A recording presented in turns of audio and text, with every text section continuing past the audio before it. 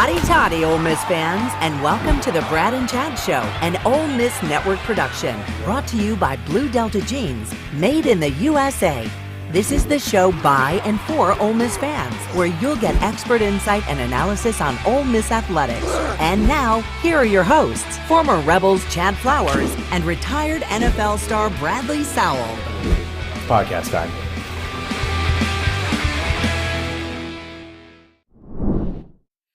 Episode 4, Brad and Chad Show. Bradley, how are you, buddy? Good, man. Good. Just, finally had a Saturday with no softball. Got to watch some Ole Miss ball yesterday, the whole game. Wow. It's just your typical. Luckily, I had a nice weekend to kind of relax. I know I got a bunch of stuff coming up, but what a game yesterday, huh? I mean, that was a tale of two halves, and what an interesting. It never fails. Ole Miss in these games that they leave you thinking, leave you worried going into a big game. Kind of chalk it up to kind of last year going into A&M. I think we played Liberty close or somebody really close, and we go out and beat A&M, which was a top 10 team. So a lot of stuff to get to in yesterday's game. So what? So you did not go to the game yesterday. You stayed in Madison. I stayed in Madison yesterday. We had some family in town, so you can boo me, egg me. Yeah, you're one of the. So you're one of the people Lane's talking about. I'm one of the ones Lane's talking about. I apologize. I could not quite make it yesterday. I will try to get there this weekend if barring our softball tournament gets canceled. Where were you at? Weren't you at the Ohio State game? I am, yeah. If you're wondering why I look so haggard, I've been walking around Columbus, Ohio for the last 2.5 days. Yeah, we went to. I'm in Columbus, so a buddy of mine went to grad school here. He came to the A&M Ole Miss game last year, so we decided to go to Columbus this year.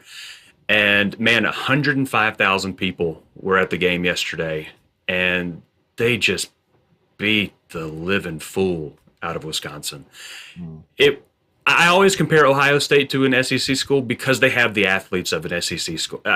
It was like a scrimmage. It was like they were playing against air on offense, and that game was over before it began. It was a thorough and utter domination of Wisconsin, who still just wants to run the ball up the middle 3 or 4 times and see what happens. And that's just not going to work when, Ohio State is throwing the ball all over the place with defenders not within 15 yards of them. It was over before it began. Yeah, it's all fun and games for Ohio State until they play Alabama or Georgia every year, That is true too. Yeah, that's true. But I don't see unless they have to go to a crazy road environment, I don't see them losing the game in conference. It was an impressive showing. Like I said, well, their quarterback's pretty good. They got a pretty good quarterback, don't they? They really do. They really do. It was a really cool time. Columbus is a cool town. It's it's a big city. It's the capital, but the campus is ridiculously big. It's crazy how many buildings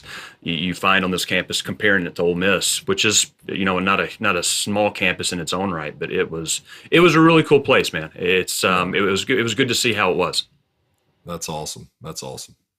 Yeah. So we're gonna get into the game. Like I said, we're gonna get into more detailed breakdown, but it was the game where we still don't really know what we have, because the half started, the defense played a little slow, but then the offense just picked up, and you think, oh, okay, it's over. All right, we got it. A lot of the fans apparently thought that because, you look in the third and the fourth quarter, and a lot of the student section was empty. But man, we tried to take the out of the ball, and Tulsa wasn't having it, and it was just it was an ugly game all around for the Rebels yesterday. Yeah, I would agree, man. I mean, we started out slow on defense. This game was full. If you look at the game in a huge scope, it was Rebels beating Rebels yesterday for the most part on a lot of different things. You start the game out on defense. It looks like we're facing Joe Montana and Jerry Rice. I mean, we got guys making missing assignments. We're sitting back in the 3-down defense. I get why we're in it to stop the pass, but at the end of the day, when you're not stopping the pass either, and you're in this prevent type defense, we probably should adjust there. I just felt all in all yesterday, it was a lot of us making mistakes, not so much what they were doing. We're trying to get to the quarterback at times. We get there, wouldn't be able to sack him. He'd turn around, make a touchdown pass or throw a touchdown pass. Just all in all, man, I mean, we were the better team. We won that game because we had better athletes. But definitely not the way you want to show up in the SEC game going forward. Which this could have been a good thing for them. Think about it. You sit there, you beat Georgia Tech pretty bad. If we come in and roll our hats in there and beat Tulsa pretty bad as well, maybe we're not as hungry the next week. I don't know, but sometimes a game like this can lead to a really great week of practice. Coming up and going into a big SEC opponent. Yeah, you leave yourself wondering, okay, maybe they needed this, right? Because everybody's been telling them how good they've been, especially the last 2 weeks when they beat the ever-loving everything out of Central Arkansas, Georgia Tech.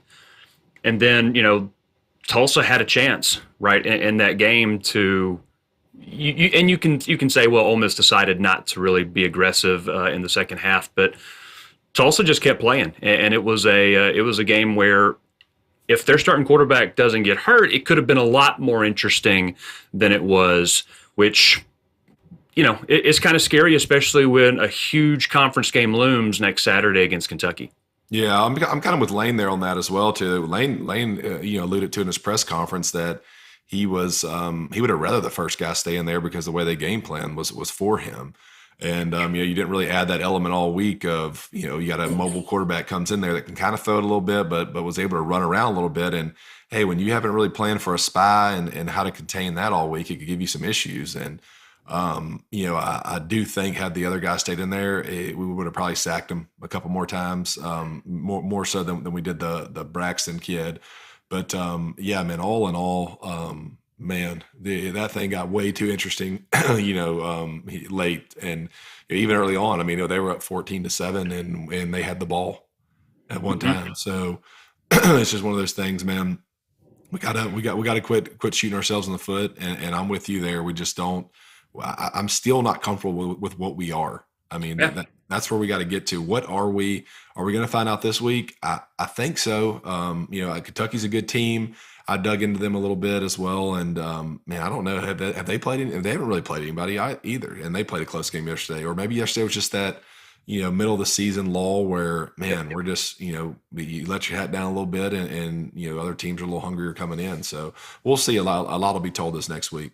Yeah, a lot of questions will be answered. But before we start getting into more of a detailed breakdown of the first half, second half, all that stuff, I do want to talk a little bit about our sponsor, Blue Delta Jeans. It was actually pretty funny. I was walking around some of the tailgates yesterday in Columbus, and we actually saw someone wearing Luke Delta jeans, and I wanted to text our buddy Nick and let him know that his reach is up here in Columbus, Ohio.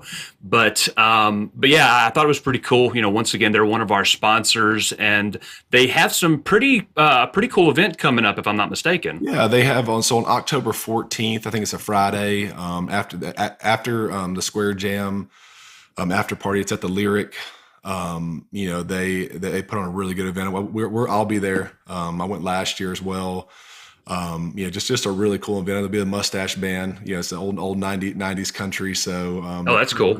They're pretty, it's a pretty fun event. So I'll definitely be there. I think you can go online and it's in Oxford. You can go online and book it on either bluedelta.com or you can go to their socials and DM them. So really cool event. I can't wait. I'll be there.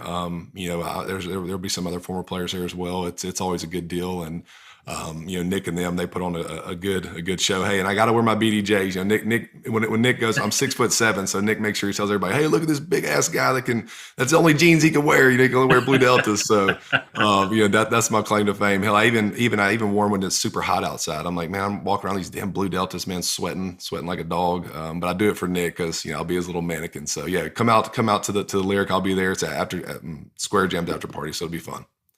Sweet, yes.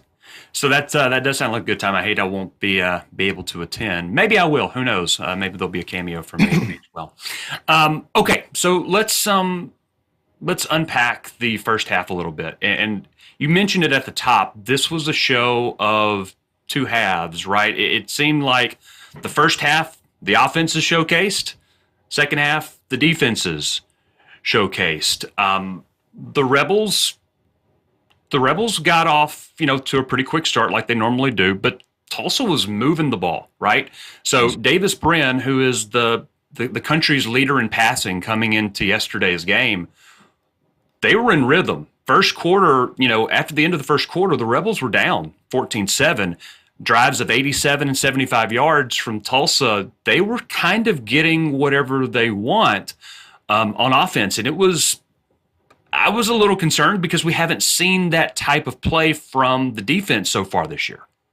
Yeah, I'm with you. I just think the plan. So if you look at the plan going in, what did I say this week? I said, hey, we need to pressure this guy. Pressure. And we didn't pressure at all to start the game. And we sat back in a 3-down prevent type of defense. Well, hell, that wasn't working either.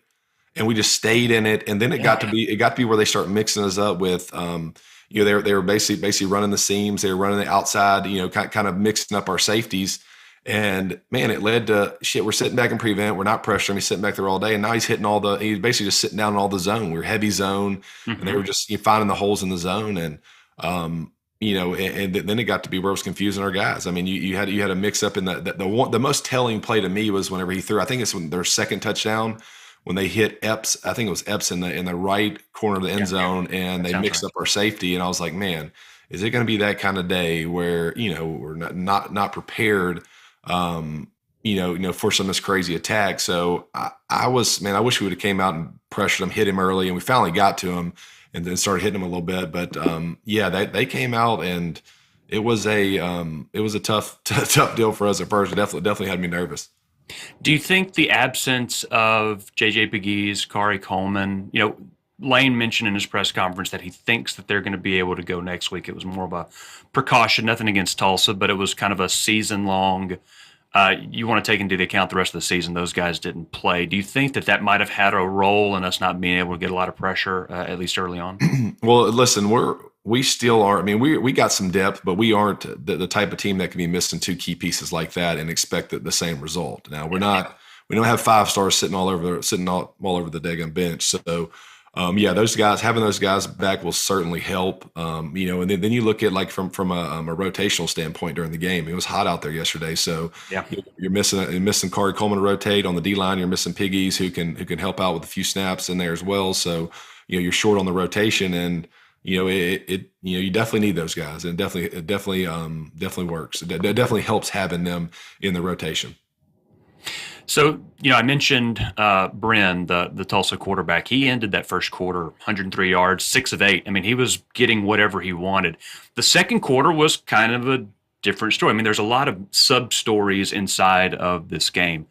The second quarter was an explosion for Ole Miss. 28 points, drives of 75, 64, 93, 46 yards, one of those off of an interception that we were able to get. It was just a game where we're like, okay, we've opened it up. We just needed a little time, and the game's over. That second half, we just started moving the ball. Jackson Dart ran the ball really well. I was actually really impressed. Lane said the same thing in his press conference. You look at Dart's stats, at least from a passing perspective, there are still some missed opportunities in terms of overthrowing some guys. I did feel like his decision-making was pretty good, not forcing anything. That was one of the critiques, especially last week against Georgia Tech, right before halftime there. I was really impressed with how Jackson Dart played. He did not try to do it all on his own, and he took what was given to him. Yeah, I think his growth yesterday was pretty obvious. He definitely was trying to. I definitely hope he doesn't keep doing that where he's trying to get physical with the defense. I mean, you could tell he's trying to earn a little respect in there. But yeah, if you look at the way he's starting to read the field a little better, wasn't forcing some throws. He made some great throws. That's what you want to see. You want to see baby steps. For him in his growth. So yesterday definitely looked good. He made some good runs. I just think going forward, a game like that is going to be awesome for him. He got into a little bit of a battle, was safe with the ball, made the plays when it counted. And, he ran the ball great yesterday. I mean, he ran really, really well. Just got to limit the shots, but overall the growth yesterday in his reads, if you look at the progression of his eyes, he wasn't forcing, wasn't there with what wasn't there. And, made some great throws. I mean, that throw to, I think it was Heath, I mean, that was on the money, Yes, for it a was. touchdown. And, Mingo, rolls out, hits Mingo. It's in the holding zone over there. Mingo makes one cut and scores. Those are things going forward that are going to be good. I think he could have had even bigger numbers in the second half, as Lane alluded to. Hey, you hate to even say that. I'm glad he actually openly admitted that. Hey, at times they do just play to win the game and get out of there without getting anybody hurt. So that is an actual thing. I know it's not great for fans. It's not the sexiest thing in the world, to play a Tulsa game close. But at the end of the day, let's just win that thing and get out of there 4-0, because that is the best record you can have at this point. Yeah, and we'll play that clip from Lane here in just a few minutes. A few of the things that I wanted to say to kind of cap off this second half discussion. AJ Finley had that interception in the second quarter, and then I think there was a 2-play drive after that. Mingo, he had that long touchdown reception, and it was on that play. It almost looked like Tulsa's defenders quit because he did not have to make hardly any moves. It was a 31-yard play, I believe, and Mingo just kind of maneuvered his way through the secondary and scored without much effort. I'm like, okay, Tulsa they've quit. They know it's over. We just put up 28 points in this second quarter. We can kind of coast here in the second half, and we'll be good to go. I don't know if you were feeling the same thing, but I'm like, okay, we've kind of asserted our dominance, and this thing is going to be one that we can just run away with and get ready for Kentucky. Yeah, no, I had the same feeling. I mean, if you look at their starters out, boom, their starters down, we're scoring at ease. And then, I think it was 35-14 at one point, and then going into the second, right for halftime, we get a long run, which at that point, I'm still wondering why we're in 3-down defense. Yeah. It was playing soft and all versus a team that is obviously there to run the ball because they don't have their starting quarterback in there, and then then all of a sudden you let them hang around a little too long. We fumbled the ball. I think Judkins had a fumble while we were going in on another drive. You let them hang around, and this is what you get. I mean, you look at the history of Tulsa. I did a little research on them. Look at the games they played last year versus some really highly ranked opponents.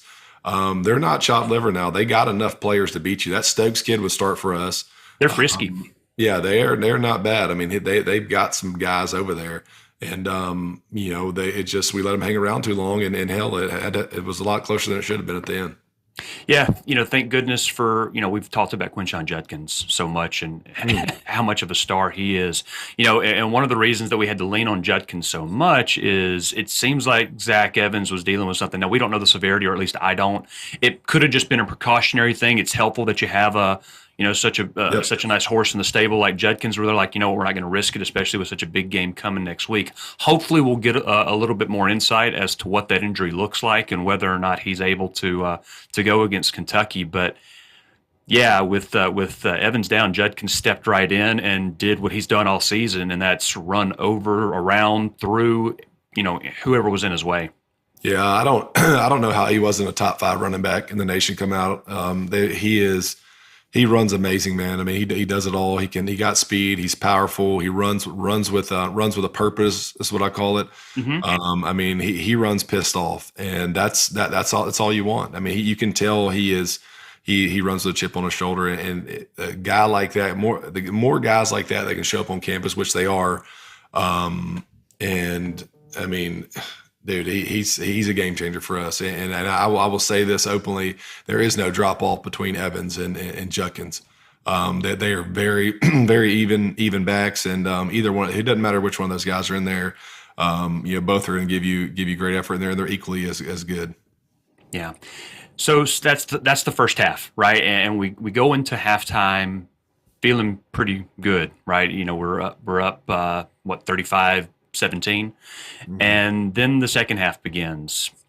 It kind of felt like the Troy game, right? Troy came out hot, and then in the second half, we're just kind of hanging on for dear life. And actually, Lane mentioned, we've alluded to this a few times.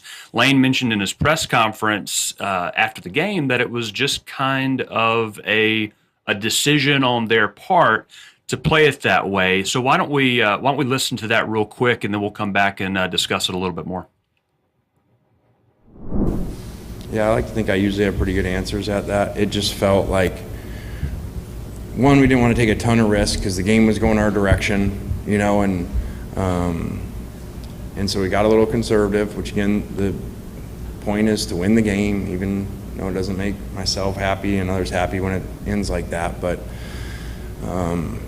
and then we just missed a few things too. You know, we missed a couple times with Malik, you know, just underthrowing him and overthrew Mingo on another fade. So when they're all up in there and they're playing man, and that's really where we felt our matchups were in our favor with our outside receivers.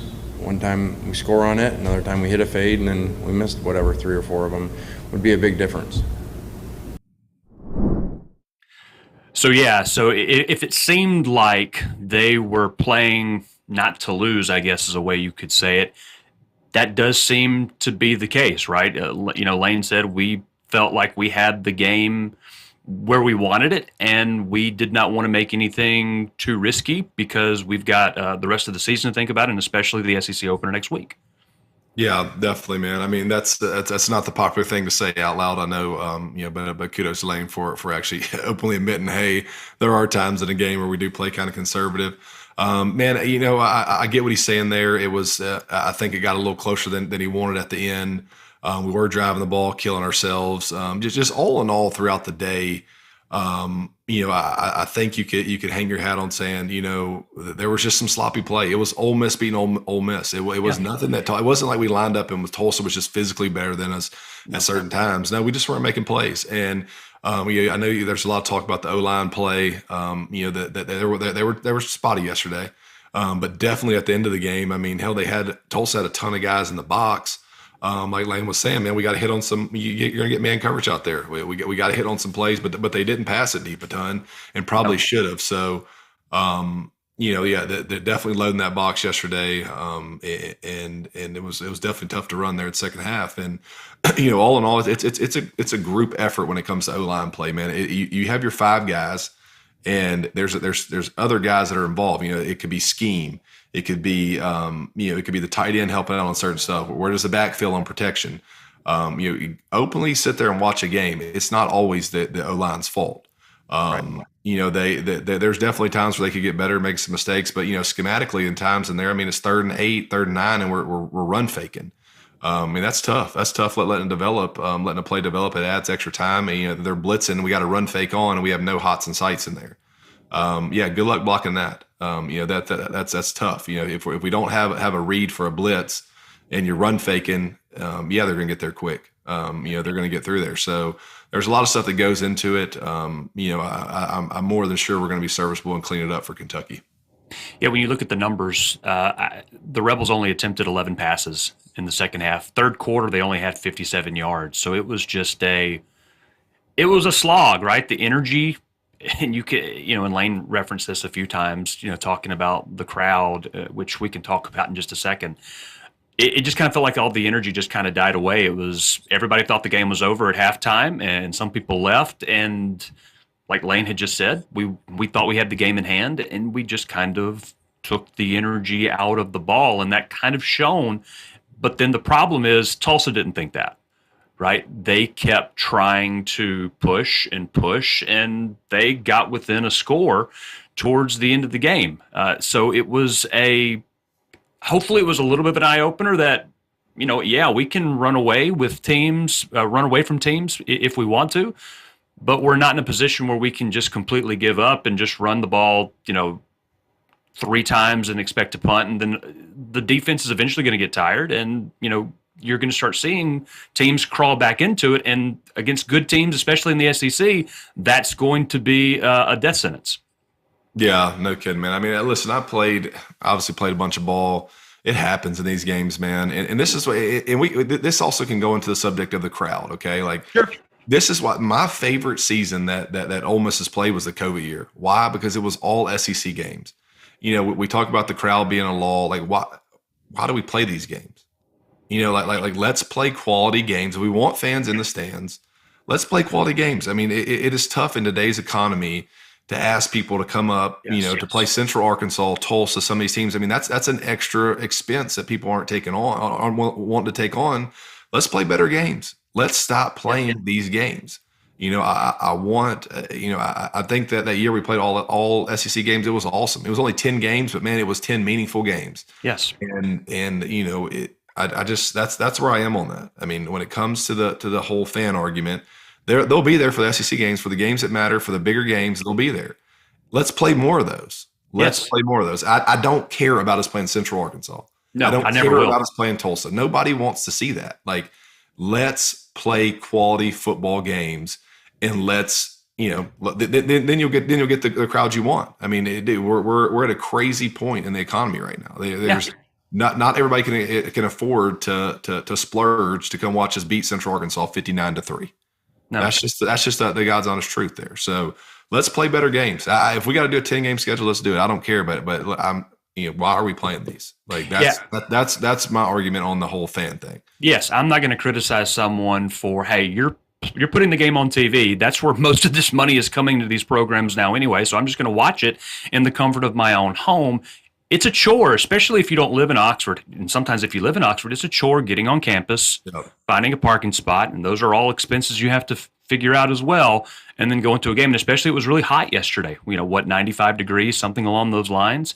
Now, from a student's perspective, I will criticize students just a little bit, especially since they get a discounted rate, or at least they used to when I went to school there, discounted rate on tickets. And for a lot of them, they can just crawl out of bed and walk across campus and go to a game. So it's a little different, at least in my opinion. And I think, hey, students, if any of you are listening to this, you'll regret not going to those games as a student. Those are some of the best years of your life. So go to them, because you don't get to go to as a student very often. But I don't understand though, Chad. Why do we move them?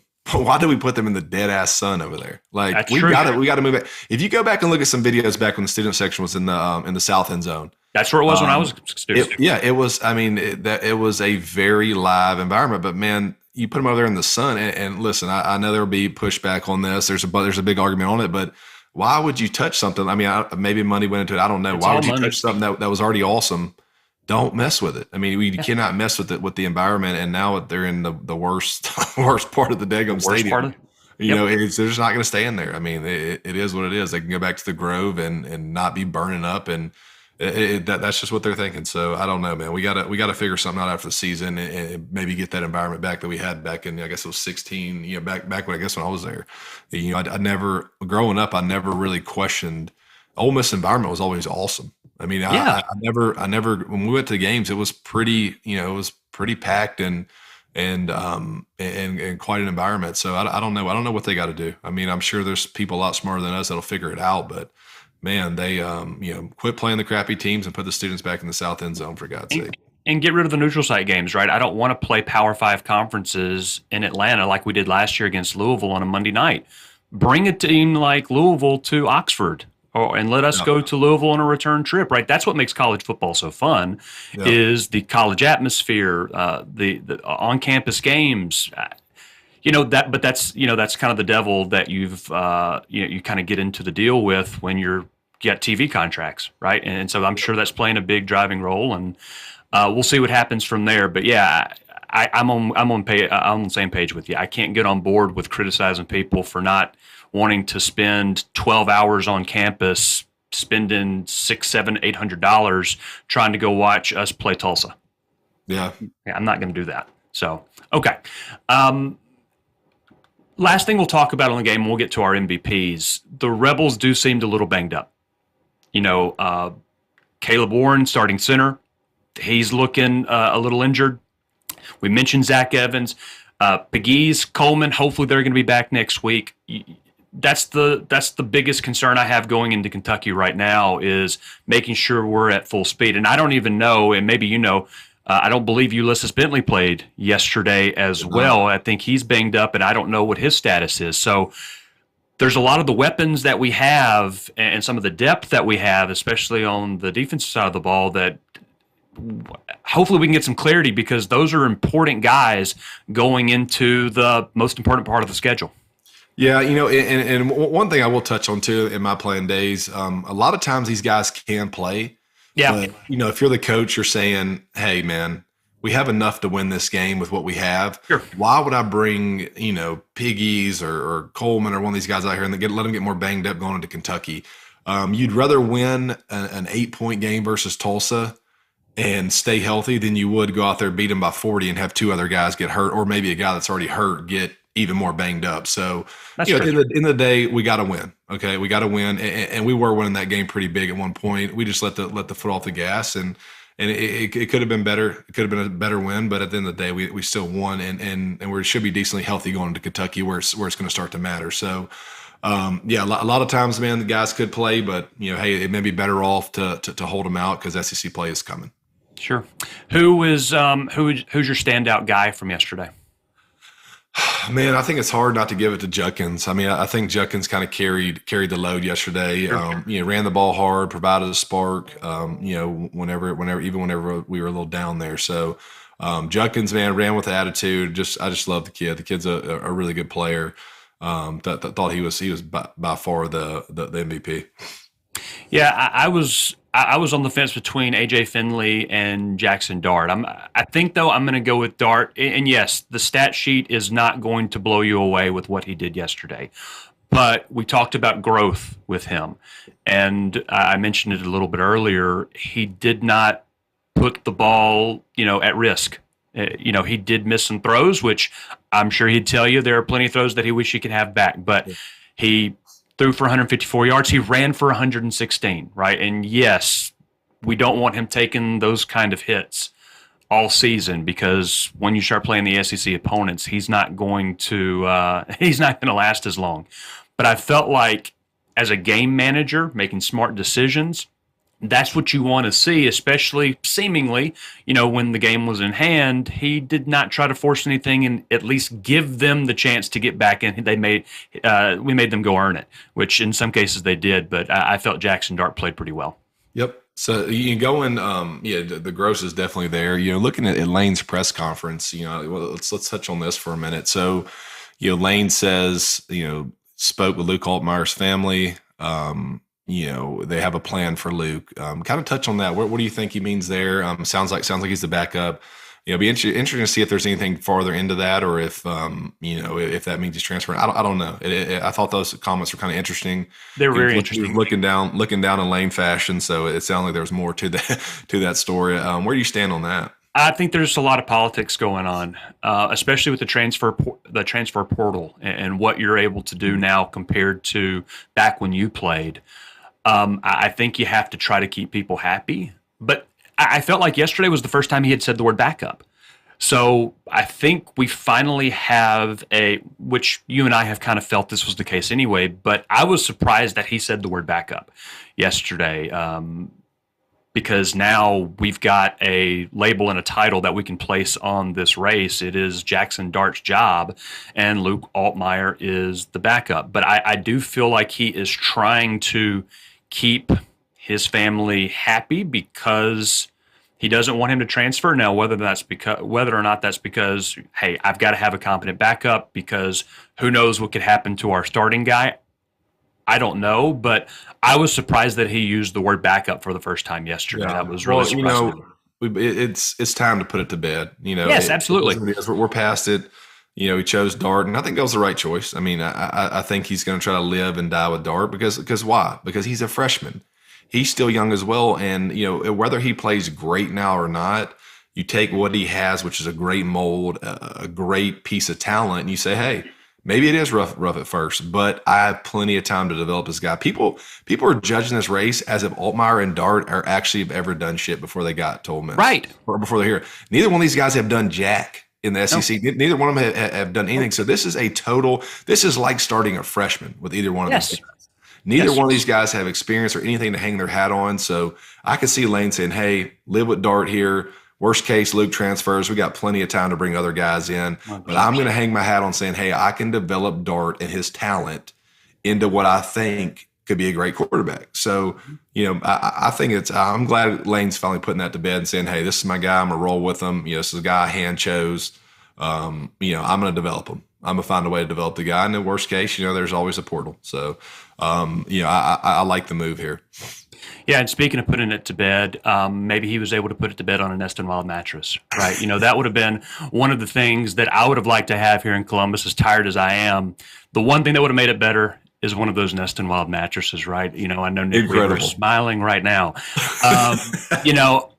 you have a Nest and Wild mattress, and you're able to sleep on it every night. So, do you feel more relaxed? I do, man. I do.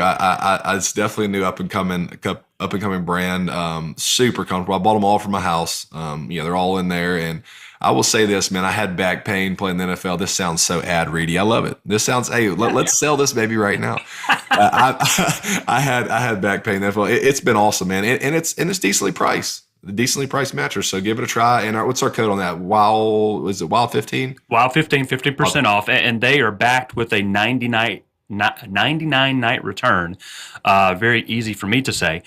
So if you're not happy, you can return it. Hey, it's made right in Tupelo, Mississippi. Come on, baby. Let's support some Mississippi companies. I love that. That's one thing I love about Nick and their team, man. They make stuff in Mississippi. And if you got to rally behind your Mississippi companies, right? Hey, let's go. It's a mattress made right there in Tupelo. Thing will be shipped right to your door. Or if you're in Tupelo, ride by there and pick one up. So. Yeah, right. And so you can find them on Amazon, or you can give them a visit at nestandwild.com. And remember, that code is NEST15 for 15% off of that order. So real quick, we'll have more of a detailed breakdown on Kentucky in our midweek show, but this is what we've been waiting for, right? Our first big game is coming up October 1st, an early kickoff, which I'm bummed about, but TV has. I love it. You do. You like the 11 a.m. start. Here's what I love about it. And as a player, they're coming from Lexington, Kentucky. The sleepies are in their eyes. They're in that hotel room. It's come their ass in the vault and let's smack them in the mouth, knock the sleepies out of their eyes. I like it. The home. A road 11 o'clock game is the most miserable thing to play as a player, especially when the environment is nice and rowdy. Let's pack that ball. Let's make it rowdy. Let's come out there. A lot of energy for Ole Miss. Let's hit them right in the freaking mouth, early in the morning, and then we can get back to the Grove and Poe's Catfish where we tailgate. It'll be smoke machine. We'll be going crazy. So. I like it. I'm all for it. Let's go. I'll be there the night before. I'll be there nice and early. This is going to be a good one. Yeah, it will be. Kentucky, they had that big win at Florida, which is, other than that, they haven't really played anyone. So it's going to be interesting to see. But Stoops has done a really good job building that program up. They're going to be tough on defense. They're going to try to run the ball at us. They've got some weapons, so it's going to be a really interesting test to really know what we are as a team. Get past this game with the win, and the schedule sets up pretty okay for the next few games, but that's a big if, right? We've got to get past a very, very good Kentucky team. Yeah, I'll say it. I mean, heck, we win this game this week, we'll be 7-0. Yeah, I agree with you. You'll have Vandy after that. We're at the point in this program where we're worried about Vandy still, then we haven't taken the step that we think we have, and then you got Auburn at home. Yep. I mean that is a brutal team to watch. I watched them yesterday versus Missouri. Yeah. I would like to think if we could get back Kentucky, we're going to be 7-0. Going in that, but yeah, it's a big if. Kentucky's going to be a great opponent, but I like it. We have it at home, 11 a.m. game. Let's show up and play our best complete football on both sides. And Dart doesn't have to be anything special. He just has to manage the game. Don't turn the ball over at home. Let's run the ball. Let's play good quality defense and get a few turnovers on that side. And, it'll be fun. I mean, winning that game would ignite this team and this program to the excitement and the level will be, we have a chance to really do something special this week. And I'm hoping that's the message going forward. Why not? Let's do something special this week. Let's start 5-0 after losing all those players. And it's set up. It's right there in our hands. We got them in our house, 11 a.m. game, smack them right in the damn mouth. Let's go. It'll cure a lot of the anxiety I have just in that I don't know what we have. This would be a real good statement game for everyone to see. The Rebels are not a team that's played a weak schedule, and that's what's propping them up. They are a legitimately good team, and I'm excited to see that happen. Yeah, I really think it's going to be an inflection point for us. Hey, this is going to be the difference. And hey, is Ole Miss just a 7-win team, or we're going to try to do something special and get to that 9, 10, 11 wins this year? And I think it starts this Saturday. And I'm hoping, man, watch Tulsa today. Toss it in the trash. Who gives a shit? We're 4-0. Let's get out there Monday or whenever we go out there and practice again. All eyes on Kentucky. I don't care. Learn what you need to learn today. Toss it in the trash, and by tonight they should be thinking all Kentucky and the exciting opportunity they actually have this week. For sure. So some other news around campus. I've mentioned a few times the Rebel soccer team. They continue to roll. They posted their 7th shutout of the season against Florida, 1-0. They beat them, so they are continuing with their undefeated season. Mo O'Connor was the difference maker with that score. They play Auburn this afternoon at Auburn at 3 o'clock. So hopefully Coach Mott and his team will be able to keep this season going, which is unprecedented for the soccer program. Volleyball, not as good of news there. They lost to number 20 Arkansas 3-1. They take on LSU on the 30th and October 1st down in Baton Rouge. So hopefully they can bounce back there. And then some of the big news, I don't know if you saw this, but Kermit Davis had a big signing. He got a big commit, number 1 prospect in the state, Josh Hubbard from MRA, Madison Ridgeland, down in your neck of the woods. Yeah, my son goes there, so. Yeah, so he picked Ole Miss over teams like USC, Seton Hall, Mississippi State. Always nice to pull one over on them. Houston, Xavier. Houston, they were either Final Four or Elite Eight last year. So these are major programs that were going after him. Point guard, averaged 30 points, 6 rebounds, 3 steals a game for MRA last year. So, Kermit is bringing prospects in. Hopefully that's going to start translating into some more success. I know that's what he wants, and we all want that too. But he's bringing some talent in, and Hubbard was a real nice surprise earlier this week. Yeah, so that's big time for Kermit, man, and hopefully we'll get him on the show here soon. Absolutely, he's a good friend of Blue Delta Jeans, so absolutely, and. Why don't we, I think what would be cool right now, Bradley, is we should probably talk a little bit about our picks from yesterday, right? If we're looking man, I suck at betting. That's just there's no other way to put it. It's trying to pick these lines, man. I mean, oh, goodness. What did I go? 4 and... You went 4-3, so you had State, you had Bowling Green covering against State. State covered by a point. Both of us hit Arkansas.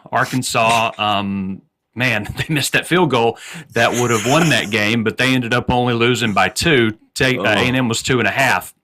So we both of us had South Carolina. Florida, that was a real dagger for me. I almost went 6-1 yesterday because it looked like Tennessee was going to win by 11 after Florida decided to go for 2 and didn't get it. But Florida ended up putting one back in the end zone at the end, and they almost ended up winning because they got the ball back, and Hail Mary did not go their way. But that was a real close game in Neyland yesterday. Yeah, that Tennessee environment's crazy. I can't wait till we go back and play there. I do that. They're rowdy up there, man. They are. The game day was pretty cool yesterday. I'm not gonna lie. I love when we go up and play there. Heupel seems to have the program going in the right direction. We'll see how that continues, but yeah, I think they're a pretty talented team. I don't think they'll beat Georgia. They're not bad, man. They'll have it'll be interesting to see. Georgia obviously showed some weakness yesterday, but they kind of had a game like us as well. I mean, they're in a dogfight with Kent State. I mean, it happens, man. It happens. We're not the only team out there. Don't get too down today. We got a lot of exciting stuff coming up this weekend. But yeah, I mean, Tennessee, it'll be a Tennessee, Kentucky, Georgia. The East is a little better this year. Yeah, for sure. My Vanderbilt pick went as expected, and Alabama covered easily against them. And then Missouri, I don't know if you watched the Missouri game. Man, those teams are so bad, neither of them wanted to win. I mean, neither of those teams wanted to win an SEC football game. Missouri was doing things that were like, it was almost like they were throwing the game. They need to check and see if those kids were betting. I mean, we had a fumble in the end zone. I mean, it was crazy at the end of that game. Missed kick from literally, I think it was like an extra point type of deal. So it was it was within the 5-yard line. And dude, they were, those kids are betting or something. I don't know what's going on there. That was the craziest thing I've ever seen. And then you had the Rebels covering yesterday, and I had Tulsa. So I eked out an advantage this week, 5-2 over 4-3. So still winning weeks for both of us. I have been instructed, on a serious note, that if anybody has any problems with our plays, they're not liking them, you can @ Nick Weaver BDJ on Twitter. send all of your complaints to him regarding the show or those picks.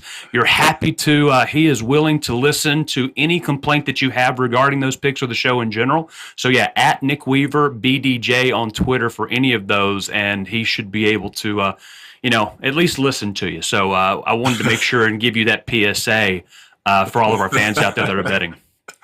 Love it, man. Exciting stuff coming up. I'm excited. Kentucky this week. It's gonna be a good dog fight for 4-0. That's all that matters today. The sun came up. It's a beautiful day in Mississippi. Let's get ready. Let's get ready to go win an SEC game and do something special in Oxford this week. Anybody out there sad, pouting because we didn't win by 40, get a life. You'll be okay. Be in the stadium this week, and let's do something special up in Oxford, and let's party afterwards pretty hard. Absolutely. And don't forget, we'll have our midweek kind of preview for Kentucky coming out on Wednesday. So look forward to that. Once again, we want to thank our sponsors, Blue Delta Jeans, Nest and Wild Mattress, for our show today. Check us out on all our socials. Like, subscribe, wherever you get your podcast, YouTube, Apple Podcasts, Spotify, all that good stuff. So please check us out. And we'll see you midweek to talk about Kentucky. Bradley, go finish off that pizza, okay? Man, don't even get me started on that. I'm getting my ass back in shape. I'm sick of this. I probably won't, but I appreciate it. An effort around here. All right, Chad. See you, man. Hotty toddy. Hotty toddy, buddy.